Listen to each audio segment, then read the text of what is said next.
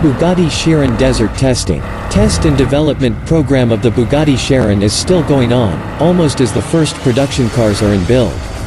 One summer was spent conducting hot weather testing in the southwestern deserts of the United States. For over 4.5 weeks, from Los Angeles where their journey began, the Bugattis tracked north to Sacramento, then south through Yosemite National Park, Death Valley, and Las Vegas to Phoenix, Arizona. From there the convoy headed east to Monument Valley, Utah, then journey's end is Denver, Colorado.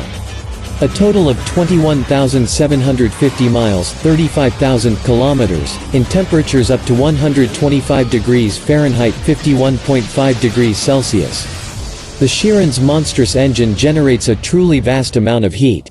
But Chiron's no less than 10 radiators have kept all the systems cool even when they are being baked by extreme external temperatures during the desert testing. So what do you think about Bugatti Chiron's desert testing? Please write your comments below on what you think about Bugatti Chiron or tell us anything about SuperHyperCars. Please click the subscribe button, like button and ring the notification bell, so you get notified of new SuperHyperCars videos. Let us now watch the Bugatti Chirons in the desert.